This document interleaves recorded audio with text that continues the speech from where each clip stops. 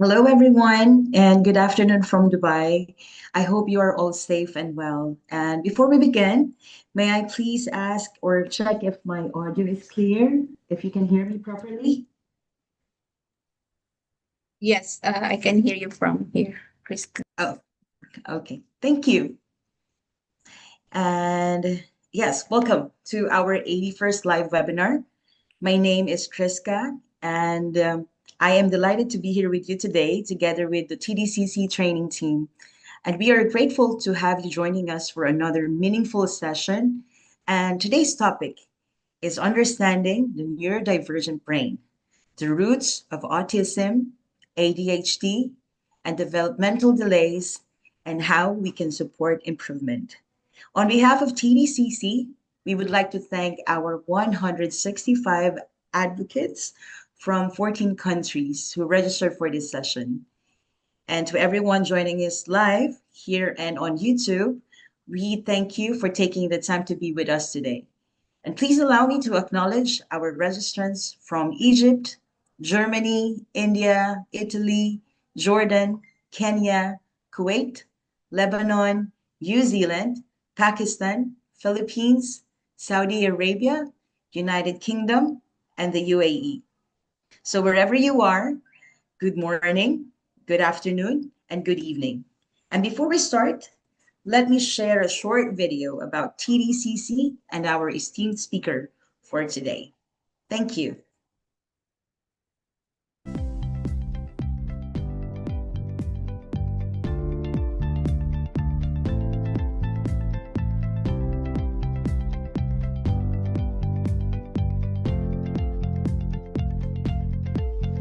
Welcome to the TDCC Community Live webinar. TDCC stands for the Developing Child Center located in Dubai and Abu Dhabi, UAE. Established in 2012. We have been providing personalized support to over 1,000 children. We have 60 dedicated and committed experts, and we work closely with parents and schools to ensure no child is left behind. We think different, we teach different. We empower, not limit children. Labels like autism, dyslexia, and ADHD are not relevant or perceived as disabilities, difficulties, or disorders that limit children's abilities. We believe that brilliance needs difference. The TDCC services are available in English, French, and Arabic. The inclusive educational services nurture and support the developmental and educational needs and help empower each child to reach their full potential. Occupational therapy assists children in performing and achieving important learning and developmental skills they need in life.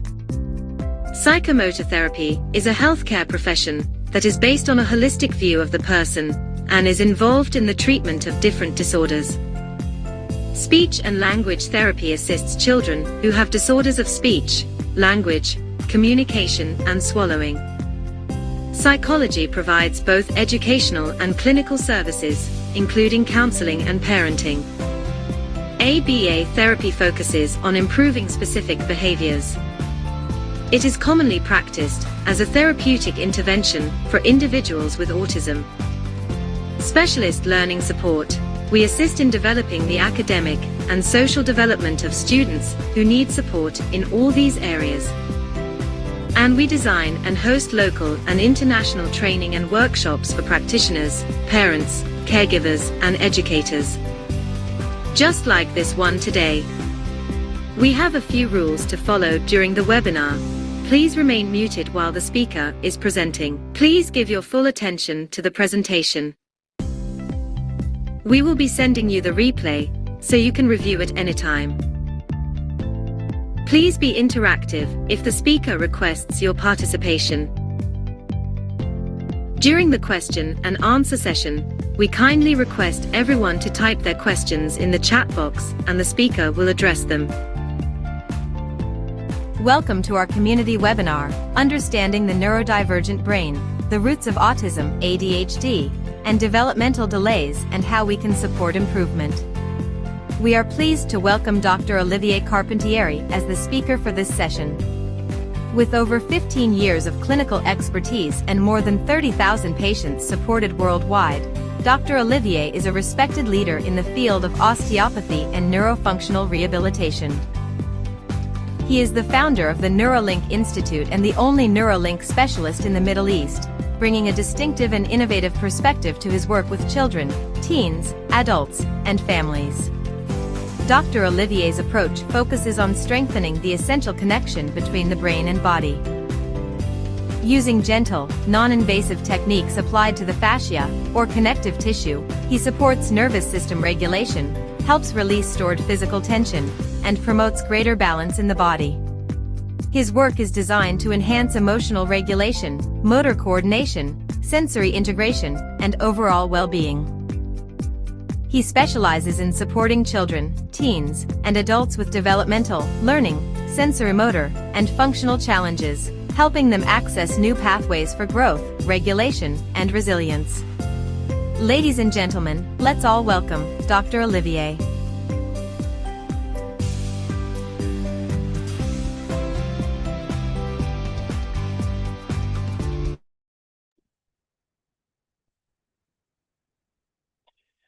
Hello, good morning, everyone, and thank you to be here with TDCC, and thank you for the TDCC to organize this webinar through the big community all around the world. I'm gonna share my screen first before starting. Okay.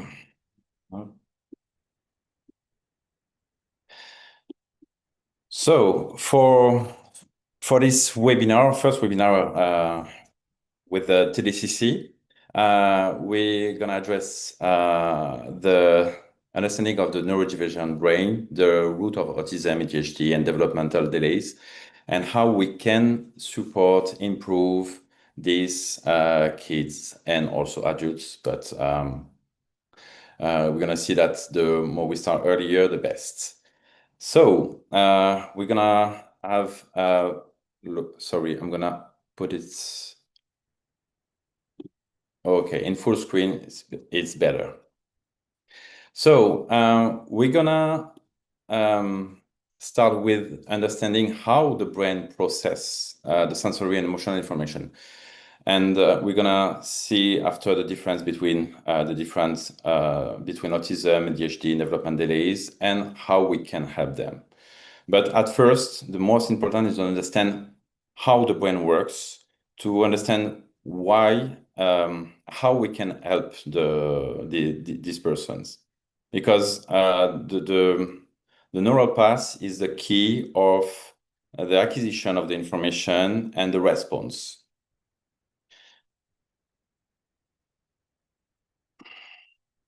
Sorry, I'm struggling to change. Okay.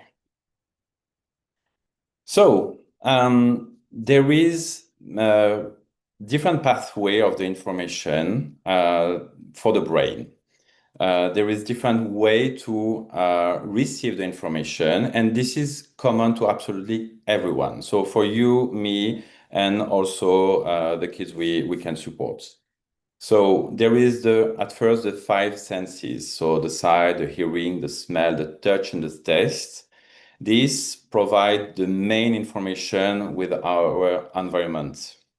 So the brain will receive this information and process through the limbic system this information. And we have also the proprioception. This is connected with the musculoskeletal sensation. That means all the muscles, the tendons, and this allows the brain to feel the body, but in more mechanical way. And after we have something probably you don't know. This is the interoception. This interoception is the feeling of the visceral parts, our sensation, feelings when we meet someone, for example, when we have our emotion, is this we feel on daily basis through our inner body.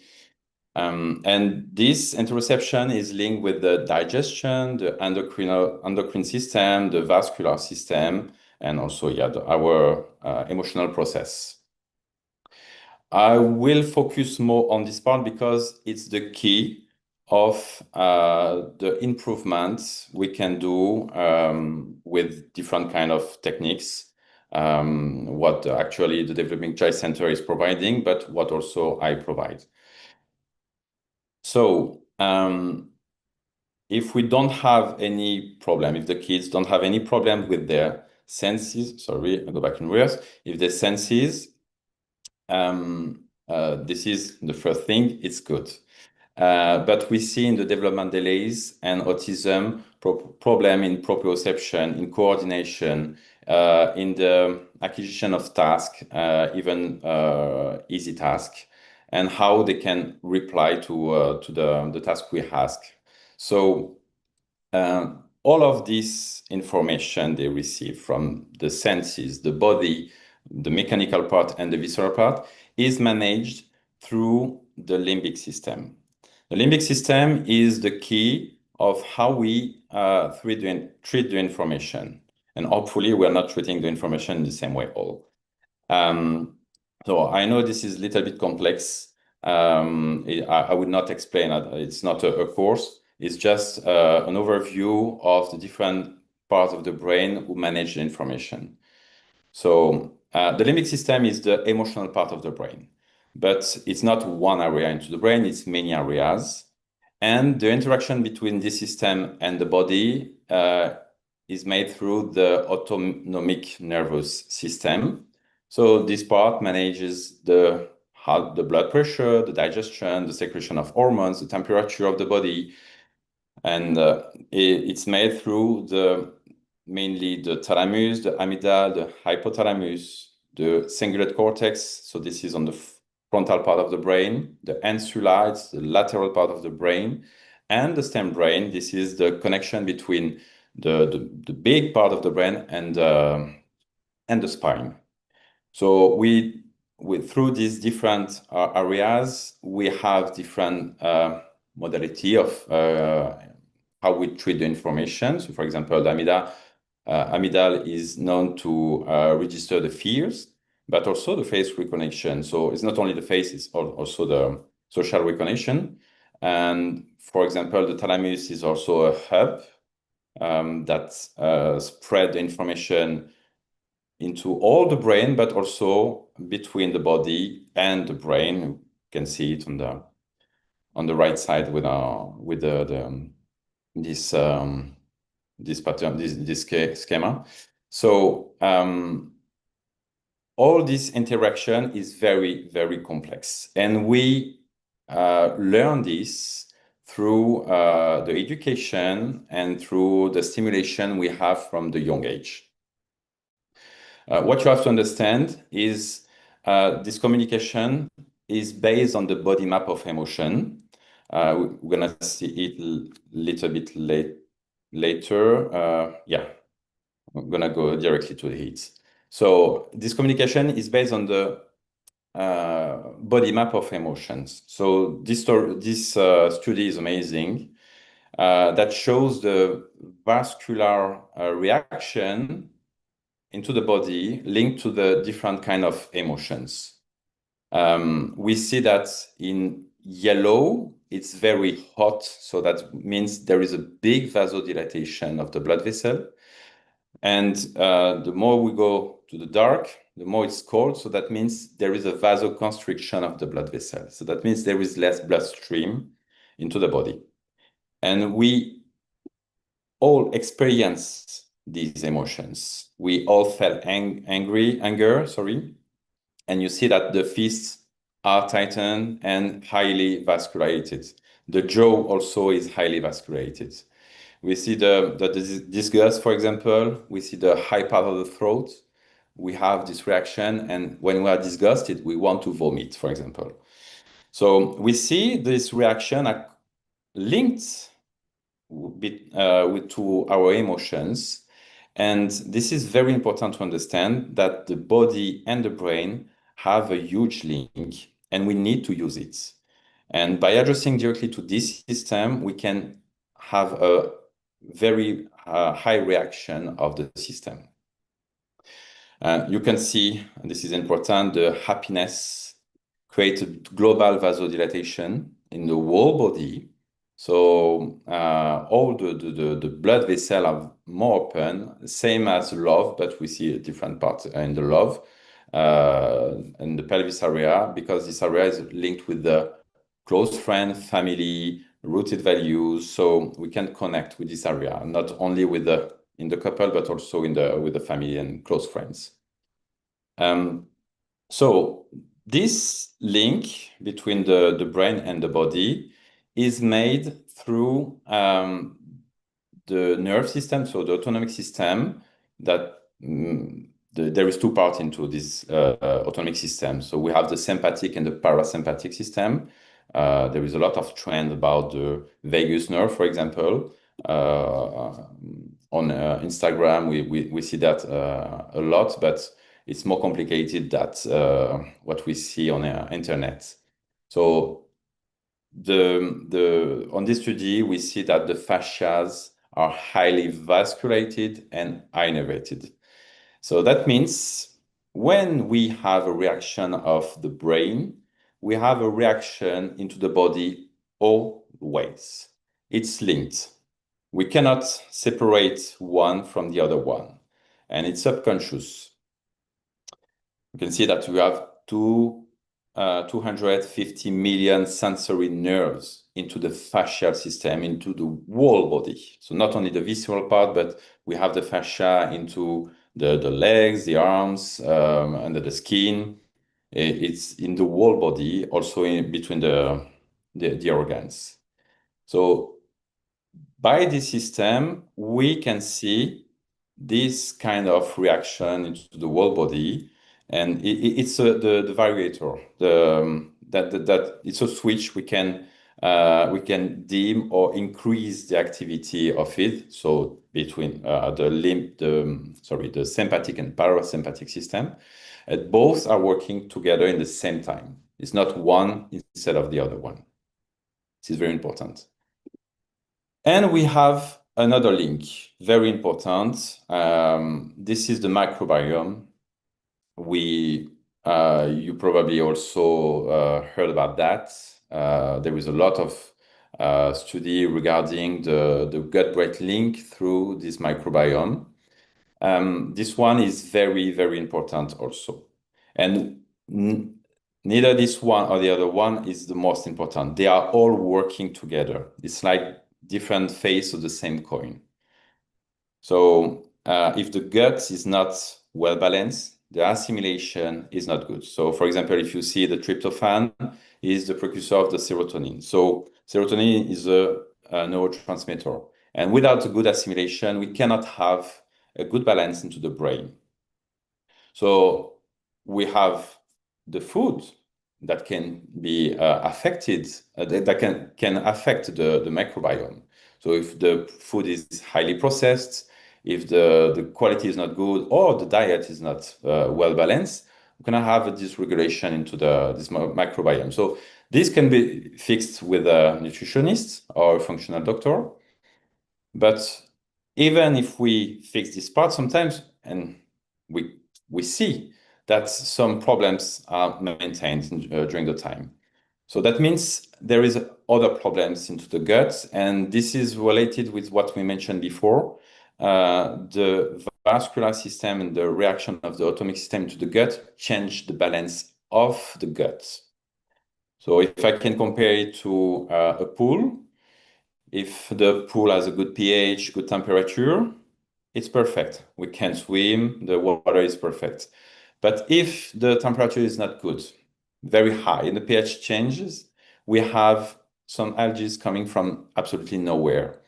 So the environment of the gut is also important. And this is linked with the emotion because, for example, when we need to talk in front of a crowd, thousands of people, we're gonna feel this gut tighten and this reaction into the transit. So we have this small variation on a daily basis, but we have our own body balance. And we're gonna see later that some areas are linked with a lot of problems into the acquisition, development delays, and this gut balance.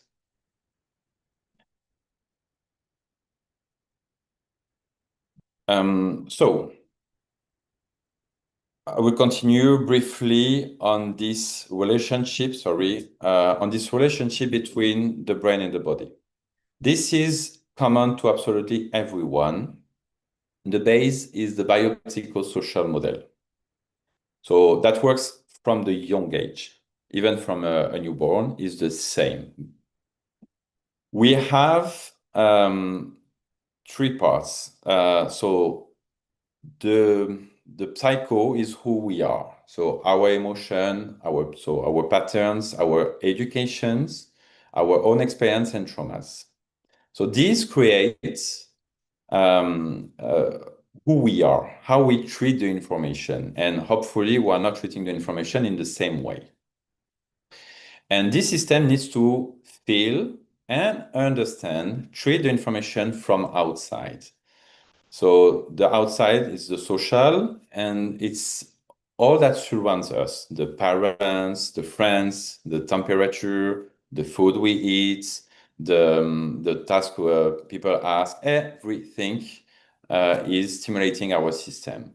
When our system is able to balance this information, perfect. We give an answer, good or bad, but we give an answer and we keep our balance. We can feel a temporarily disbalance, but we go back into the normal state. But at the moment, our system is not able to manage the information because or the information is too high, or our system is blocked. I'm gonna see it after. The information stay locked into the system, and we are not able to provide a good answer, whether it's in the mechanic, in the function, in the behavior, in the emotions, whatever. We are not able to fit properly with the information we receive. So if we reach the threshold of our system, we're gonna fix it. Our brain gonna stay locked on it. And because of this, the brain has the illusion of keeping 24 hours on 7 the same feeling. I can give you a short example with the sprained ankle. I know it's far away from this topic, but it's just to understand how the brain works. So if you sprain an ankle, a small one, okay, after a few days, after a visit to the physiotherapist or the osteo, it's done. No more pain. But if you reach the threshold, you're gonna lock this stress into the brain, and the brain gonna have the illusion of this sufferance. So you're gonna give it the same answer into the ankle, the vascular system, the tone of the muscles, and the illusion of the pain, probably also. And this gonna give more stiffness, probably the ankle gonna be swollen later, and we can have even pain years after. This is very important to understand. So even years after, the brain can maintain a problem into the body. And it's the same in the autism and development delays. There is this part very important we need to understand, because we can act on it in different way, but we're gonna see after with Neuralink, we can remove this kind of memory. And sometimes is the key that unlock many things after. I'm gonna check the time because we are limited in time and I have a lot to share. So I'm gonna jump to the next part. So recognizing difference in autism, ADHD, and development delays. So there is sometimes misunderstanding between these three parts, three kind of problems. There is, let's start first with the normal development. We're gonna just do an overview. It's not a course again. So we have milestone into the development of kids. And in each milestone, the kids need to learn to have the ability to respond, to walk, to talk properly. There is sometimes small delays in this acquisition, but when the delays are short, I can say it's okay. It's not a problem. So it's not fixed. Let's say, for example, 1 to 3 years, the development of walking and language. Sometimes that starts at 2, sometimes at 1.5. Sometimes the acquisition of the language properly with the good articulation, it's later. But if that doesn't last like years after, it's just a different kind of development. We are not clones, we are not all the same. There is normal, but a normal pace, but there is also some variation into it. And this is not a big problem. When there is big difference into this kind of acquisition, we can say that we have development delays or autism. So mainly for the kids, we can see that the absence, yes, of smiling, communication, contact is the first key we need to be aware, because the mother and also the father, but the mother takes care of the kids more than us because they feed them, they carry the baby. So this communication with the mom is very important. And we see that sometimes there is a lack of communication. It's the brain of the baby, of the kids, is a little bit different as us because the frontal cortex is not developed as us. This acquisition is made through the age, and they don't regulate the emotion as us, but they follow their emotion. So if the emotion push them to have a contact, to talk, to have an interaction, is the normal communication between the adults and the kids. But if we see this lack of fundamental connection, is the first thing we need to be aware of. Later, we can have also development in babbling and social gesture, like the hugs. We're gonna see some research after that show beautiful thing on the difference between the brains of the kids. And the more we go ahead, the more we go into the age, the more we can see that, for example, between 18 to 36, echolalia is just repeating some words or sounds with the mouth and without proper goal. So it's not a direct communication with our environment, our family and friends. It's just turning around on the same thing. So we need to just compare this to the regression, because sometimes we have a lack of evolution from the start, from the scratch. Sometimes we see a normal evolution and a regression. This is important to understand that some things from the environment can be the trigger of a weak system. And I know there is a lot of controversy. It's a controversial topic. I'm gonna see it after, but there is a huge study. It's the fourth study that they made it on almost 20,000 kids during 10 years. And they saw that there is no ADHD, no autism in the population unvaccinated. So it's just evidence-based. It's too big population, and the pool of kids into this study is huge, because 20,000 of kids, it's enough to have conclusion.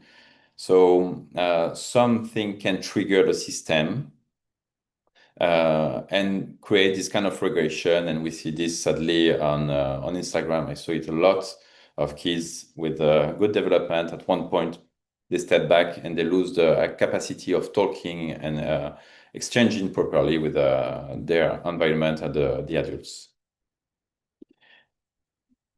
So, difference between quickly ADHD and autism and development delays. So, ADHD is not autism at all.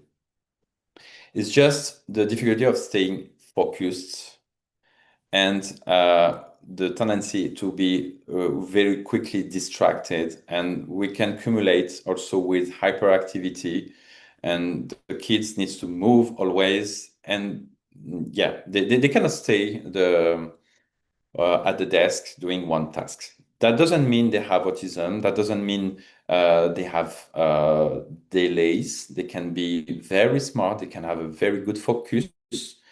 We need to do the difference between the capacity of staying focused and the amount of focus.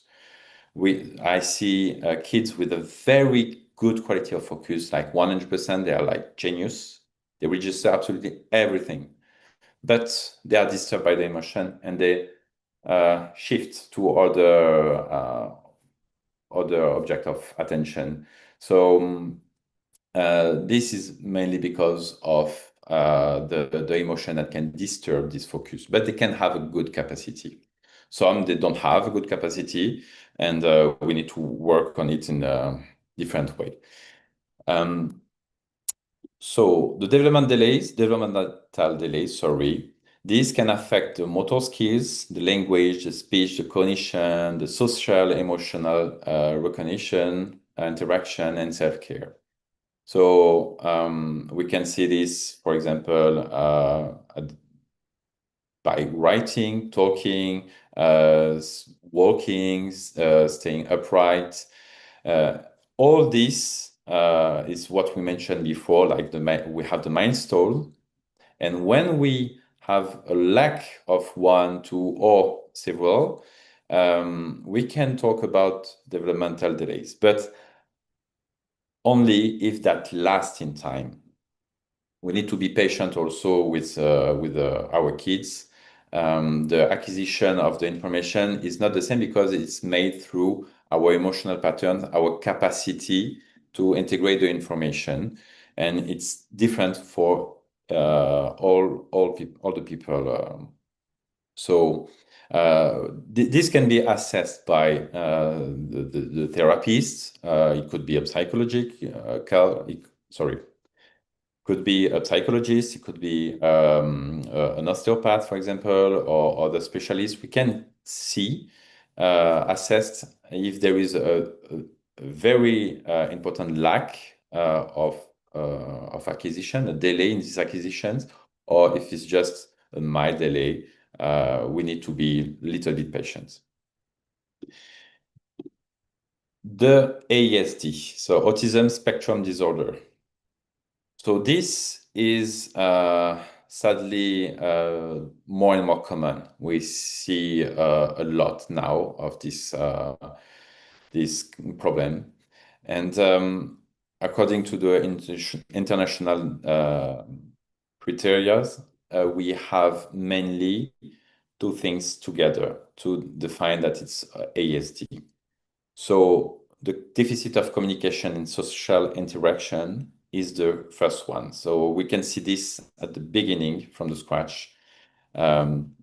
It's lack of contact with the eyes, lack of hugs, of physical contact, and there is a big gap between what the environment asks. So like the small tasks, washing the hands,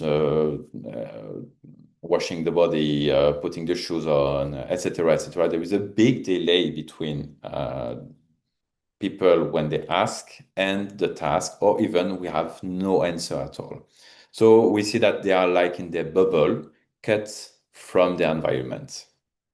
So it's not completely, let's say, bulletproof. We can interact with them, but it's like the information is not catched by the brain. And we have a lot of restricted and repetitive patterns in behavior, so they can be fixed on certain tasks, certain routine, they love the rituals, and even if it's the action, the speech, this is very important for them. And when we shift them out of these habits, that stress their system a lot, and they have their bursts, they have the crazy tantrum, for example, and it's us after to try to balance this kind of reaction. So I hope this can clarify some difference between ASD, development delays, and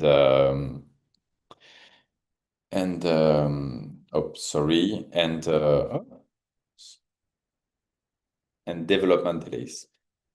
I have a bug I cannot touch. Okay. So I wanted to show you this because we talk about the difference between a normal kid and autistic kids. This study shows that the mesolimbic system, it's the reward system, is not stimulated as normal kids, let's say normal kids. You see the red parts here is the neural activity connected with the reward system. So the recognition of this feedback from the environment is not the same for an autistic kid. So we see that they treat the information in different way. They don't have it's like the wire is here because we see the red lines, but it's not as activated as a typical child. So it's not about neuroanatomy. There is not a lack of, let's say, wires. It's the brain is not using these wires in the same way. And you're going to see after that we can improve this connection. For this study, we see that the hug creates different stimulation into the brain. So in the ASD, we see that these areas is not receiving the information, treating the information of the connection by the touch like the normal kids. So even if we give the same kind of information, and that I bring you back into the beginning, we give the same information, the brain doesn't take the information in the same way because of the program inside. And so the response cannot be the same because the brain is not able to treat the information in the same way. Also, I wanted to show that for this study on ASD, we see that different kind of ASD don't have the same kind of activity into the brain. We can have hypo or, at the opposite, even hyperactivity. So we have kids with no reaction, more with hypo reaction, hypoactivity. It's all is in hypo.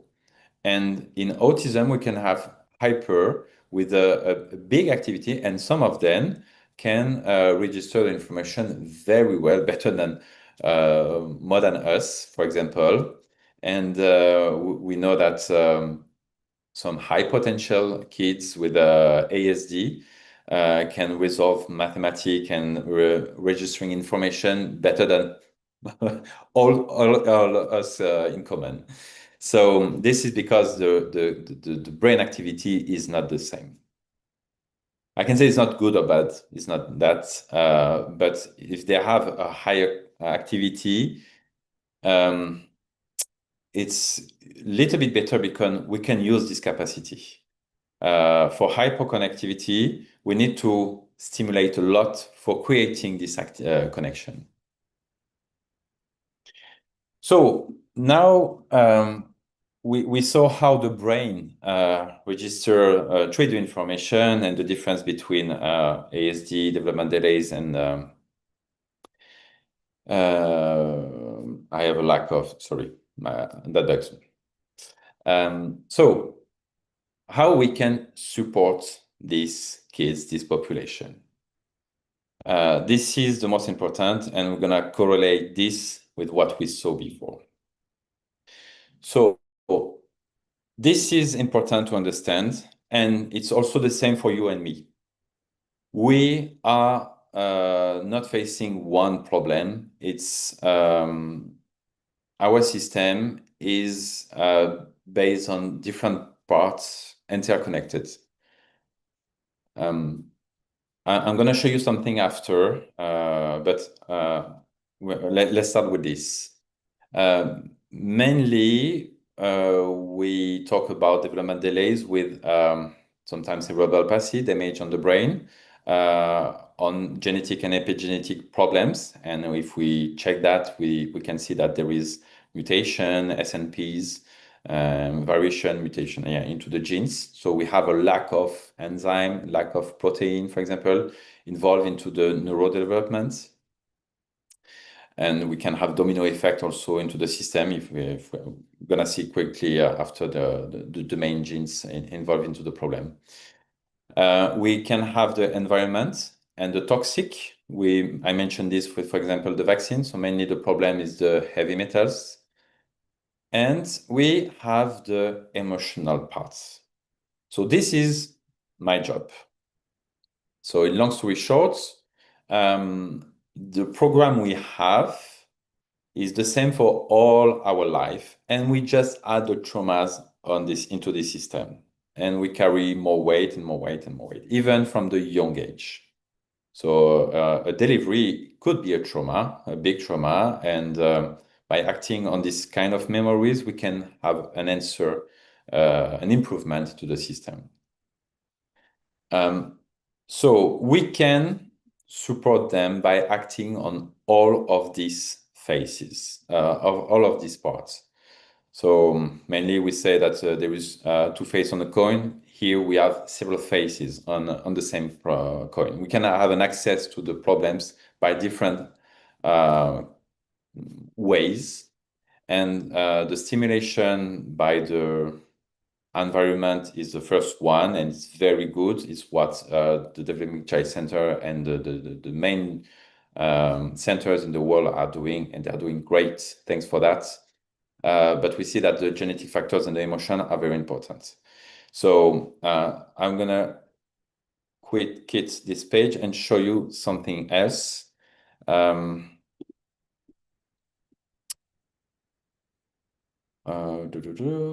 Why I cannot share my page.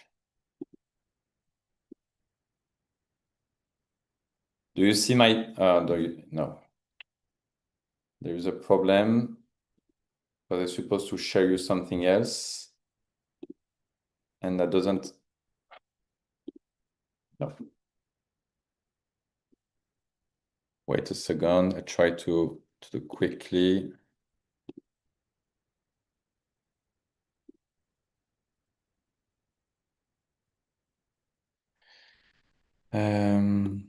Oh, no, I'm sorry. I try to, do you see my screen? Say yes, just if someone, Yes, Dr. Olivia, we can see it.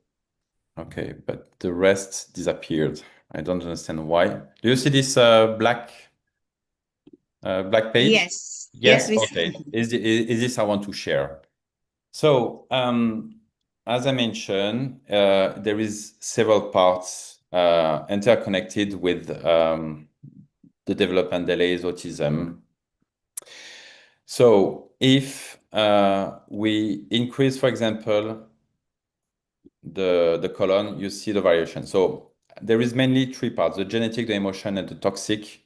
Plus, I add the stimulation, and at the end there is the sum, the addition of everything. So there is a threshold. Above this, we have the development delays: mild, moderate, or severe. And we know that, for example, the genetic part is a lot involved in the autism. So if I increase it, you see that this part on the right is increasing. The toxic also is a big part. We see that if we increase it, we see we are already in the mild level. And so we can see just minor things, but this explains why we see this.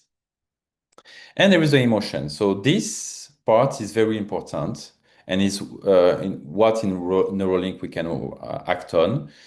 This can store a lot of problems. And you see that even if there is not a lot of genetic problems, the emotion can be also involved in a lot of problems. So when we do stimulation by ABA, speech therapies and other therapies, we stimulate mainly the emotional parts. So we can have a diminution, an improvement for the kids, but we can stay locked on it.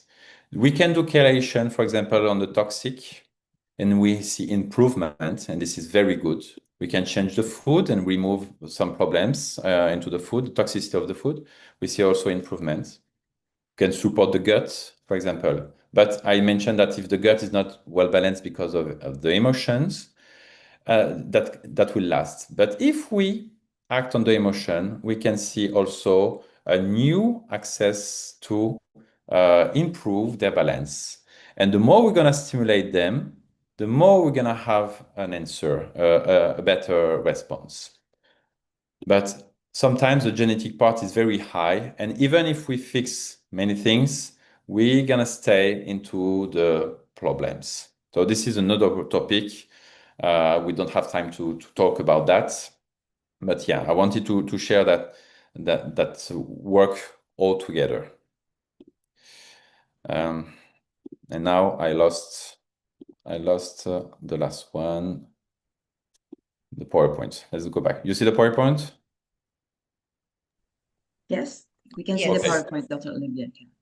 So we can help them with a lot of kind of therapies. So ABA, psychomotor therapy, treatment and education in autistic-related communication. We can do occupational therapies, exchange and development therapy. So this is very important because that gives a lot of information into the system. They receive this information. We stimulate the patterns. We stimulate the coordination, the skills, and we see that there is sometimes a slow evolution. Sometimes it's very quick, sometimes it's very slow because of all these previous problems, the combination of the problems.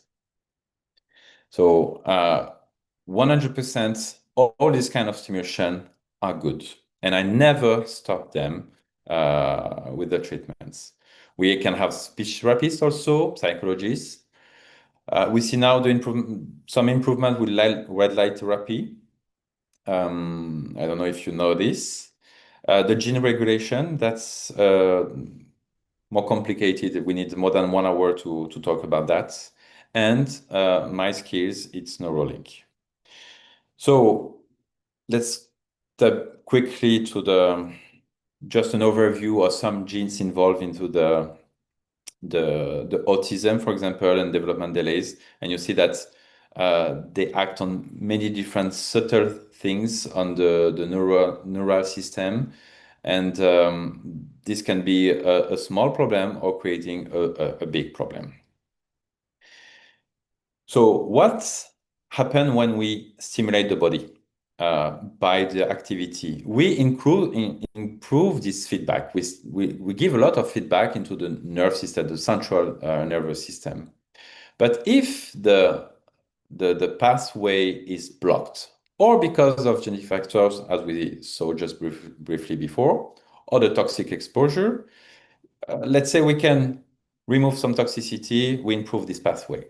The emotional barrier, this is more tricky because we need to dive into the limbic system, and this needs to be addressed in different ways. So by the normal support, we can see a different kind of improvement in time, sometimes with ups and downs, for example.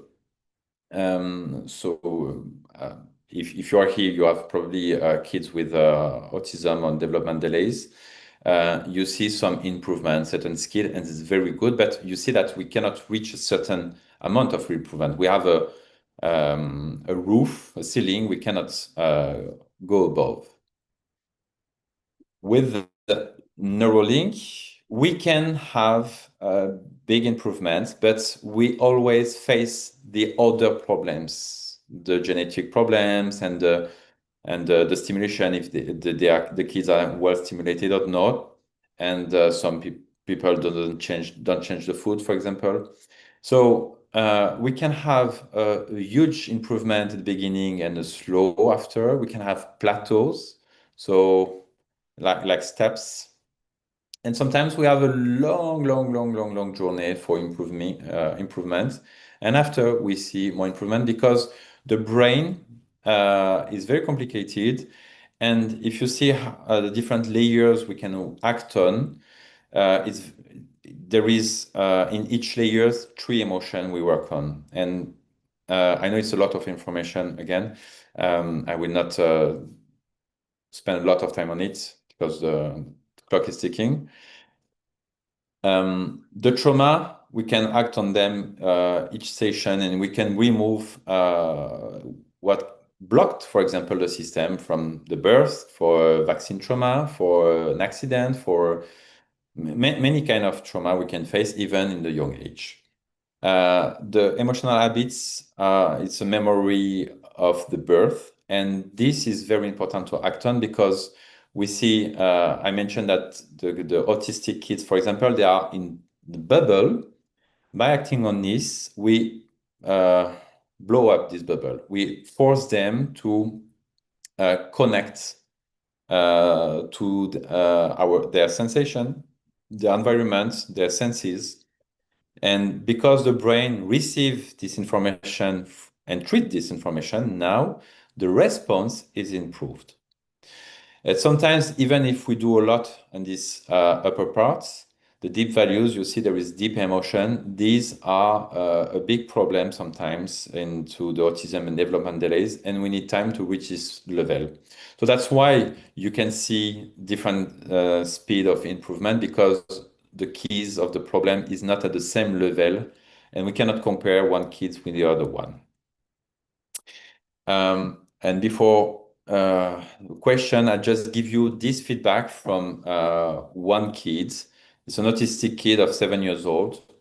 You can read that just after the first session, he had a huge improvement into the behavior, the communication, the sleep, the tantrums, is mobile. And so I follow this boy. He is abroad, so I follow this kid with a big gap between session, but now is much, much, much better than before.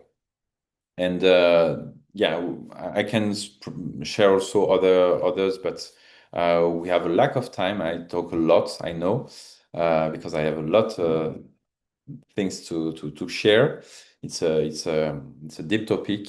So let's move to the question. And I think it's not me who coordinate the question. No.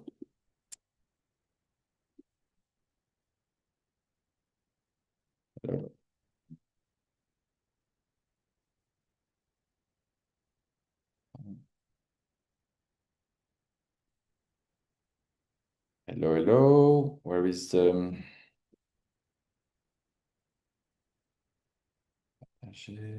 uh,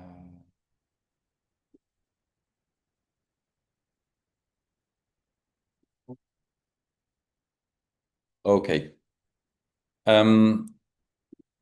So how to manage fixation in kids? Do you mean fixation like the traumas? So I explain you briefly what I do. It's a very soft technique, non-invasive, and I use this pathway of the fascias to address directly to the brain. So we don't force the system. We just stimulate. It's just some name is recoils. We stimulate the fascias through a certain process. And through this process, we put the brain in an hypnotic state deeper than hypnosis. In this way, the brain passes through the same patterns of the sleep because we register information during the sleep. So I did some EEGs on patients, and we see that yeah, the brain dives deeper than the classic hypnosis, and even if the kid is moving, shouting on the table, that works. So sometimes it's not a pleasure for them because I need them to be a part of the process because I need to keep them still. So sometimes I need the participation of the parents or to keep them still. But once we do this, the brain takes the information. And after that, it works on it during 1 month. And the next month, it removes definitely for life this information. So if you go back for the example I gave about the ankle, the sprained ankle, by removing this trauma, even 10 or 20 years after, we change the response because the brain doesn't feel anymore these emotions. So the modification is immediate into the mechanic, into the vascular system. And for the ankle, it's easy. We recover the softness and we can stretch it immediately. But it's the same for the rest, but at different pace because the emotional traumas and when it's connected with other problems, it's the evolution, as I mentioned before, could be more or less quick. So please email us for additional question. Yeah. So what I can say is this kind of therapy is a huge improvement for the kids, but it's not in one session. Sometimes in one session we see huge improvement, but they don't have a lot of problems. We need to dive deeper into the brain to remove many things to maintain the balance and to allow them to use their sensory pathway to train again the brain to treat this information so it can give the feedback properly. So the more they get the stimulation with the other therapies like ABA, speech, etc., the more they're gonna improve their recovery after the treatments. So as everyone, we learn how to ride, how to bike, to drive by repetition. We did again and again and again. So now we don't think about driving. We sit and you switch on the car and move on. So it's automatic now for us. But for the kids, repeating the task is the key. But if the system is locked, the switch is off, they receive just a small amount of this information. So by opening the system, we allow them to receive more information, and feeding the system by the task allow them to improve faster their capacity. And after, we can act on other things like the genes, but this is another topic, not for today. It's more complicated. So I think that's it, Dr. Olivier. We don't have any further more questions. But of course, if anyone has their question, you can send your email. You can see in the chat box all the email address, of course, Dr. Olivier's email address as well, and TDCC. yes, Okay, please. and yes. Feel free to send question. I will try to answer to all. I will try to answer to all. I know having kids with this kind of problem is it's not every day easy. It could be a huge journey. So if we can help you as much as we can, will be a great pleasure. All right. And thank you, Dr. Olivier, for that informative session today. And of course, thank you everyone for joining us here today and on YouTube Live. And for that wonderful question, we got one question for today. But also, please stay tuned for the TDCC announcement, including the next webinar series that we have. And thank you, everyone. Have a lovely weekend. Thank you, everyone. Lovely weekend. Bye-bye. Bye. Joining us today. Before we conclude, we would also like to take a moment to share some of the services, programs, and upcoming initiatives available at the Developing Child Center. Upcoming webinar series. As part of our continued commitment to awareness, education, and family support, TDCC is also presenting a special autism webinar series. This series brings together our experts to share practical guidance, evidence-based strategies, and meaningful support for families and educators. Our core educational programs.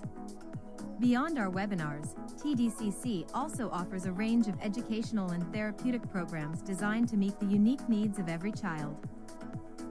Early Intervention Program. Our Early Intervention Program in Abu Dhabi supports young children in building essential developmental, communication, social, and learning skills during the most important early years of growth. Intensive Educational Program in Dubai. Our intensive educational program provides structured and individualized support for children who need focused intervention to strengthen their learning, behavior, and school readiness skills. The program offers Early Intervention Program, School Readiness Program, and Life Skills Program guided by our multidisciplinary team. Psychology and Family Support Services.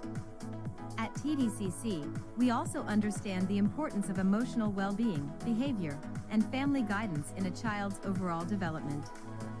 Psychology Services. Our psychology services help children and families better understand emotions, behavior, development, and mental well-being through professional guidance and support. Educational Psychology. Our educational psychology services help identify learning needs, cognitive strengths, and challenges so children can be better supported in school and beyond. Parenting Services. Through our parenting services, we empower families with practical strategies, guidance, and support to help them confidently navigate their child's developmental journey. Counseling for children, teens, and adults. We also offer counseling for children, teens, and adults, providing a safe and supportive space to work through emotional, behavioral, social, and life challenges at every stage. Social, emotional, and behavioral assessments. Our social, emotional, and behavioral assessments help identify the emotional and behavioral factors affecting a child's daily functioning, relationships, and success at home or in school. Comprehensive assessments. To better understand each child's individual needs, TDCC also offers a range of specialized assessments. Multidisciplinary assessments. Our multidisciplinary assessments bring together different specialists to provide a holistic understanding of a child's strengths, needs, and developmental profile. Developmental assessments. Our developmental assessments help identify a child's progress across key areas such as communication, motor skills, social skills, and learning. Dyslexia assessment. This assessment helps identify signs of dyslexia and provides valuable insight into a child's reading, spelling, and language-based learning needs. Speech and language therapy assessment. Our speech and language therapy assessment looks at a child's communication abilities, including understanding, speaking, listening, social communication, and speech clarity. Occupational therapy assessments. Our occupational therapy assessments help identify challenges related to sensory processing, motor skills, attention, coordination, and everyday independence. Sleep assessment and intervention program. This program helps identify sleep-related challenges and provides practical strategies to support healthier sleep routines and better daily functioning. Psychomotor therapy. Psychomotor therapy supports the connection between movement, emotions, behavior, and learning. Through guided activities, it helps children strengthen body awareness, coordination, emotional regulation, confidence, and overall participation in everyday life. Speech, language, and communication support. Communication plays a vital role in every child's confidence, learning, and connection with others. That is why TDCC offers a range of services to support speech, language, and communication development. Speech and language therapy. Our speech and language therapy services support children in developing communication, understanding, expression, articulation, and social interaction skills. Feeding therapy. Our feeding therapy supports children who experience difficulties with chewing, swallowing, food acceptance, or mealtime routines in a supportive and gradual way. Play therapy. Through play therapy, children are supported in expressing feelings, processing experiences, and developing emotional regulation through the natural language of play. Occupational therapy and daily living support. TDCC also provides occupational therapy and daily living support to help children become more confident, regulated, and independent. Occupational therapy. Our occupational therapy services help children improve the skills they need for daily life, including play, learning, motor coordination, attention, and independence. Sensory integration therapy. Through sensory integration therapy, children who have difficulties processing sensory information can become more regulated, focused, and comfortable in everyday settings. Handwriting program. Our handwriting program helps children strengthen the fine motor, visual motor, and coordination skills needed for clearer and more confident writing. Toilet training program. Our toilet training program provides structured support to help children build readiness, confidence, and independence in toilet training. Listening therapy. Our listening therapy is designed to support attention, auditory processing, communication, and learning through targeted listening-based intervention. Tomatis therapy. We also offer tomatis therapy, a sound-based intervention that supports listening, attention, language, emotional regulation, and overall brain development. Specialized therapeutic interventions. For children who may benefit from more targeted intervention, TDCC also offers a number of specialized therapeutic services. Neurofeedback therapy.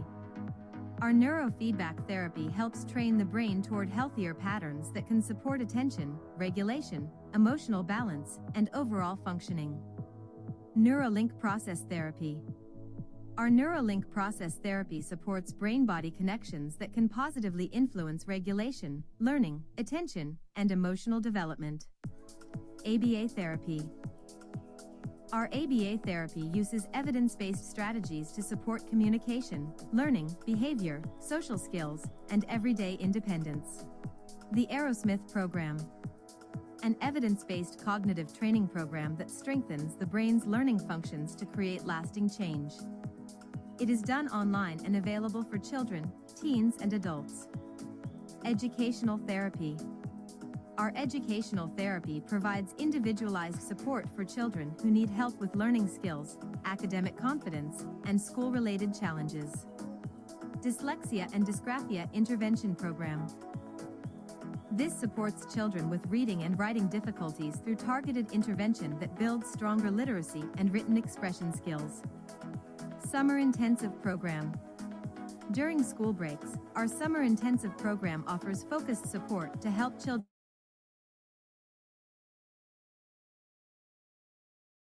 boot camp. And through our phonics boot camp, children can strengthen foundational reading skills by building confidence in sounds, letters, decoding, and early literacy. Parent and caregiver empowerment. At TDCC, we believe that empowering families is an essential part of every child's progress. Caregiver training. Our caregiver training equips parents and caregivers with practical tools and strategies to better support a child's development in everyday routines. Empower Me program. Through our Empower Me program, families receive knowledge, guidance, and hands-on support tailored to their child's unique needs.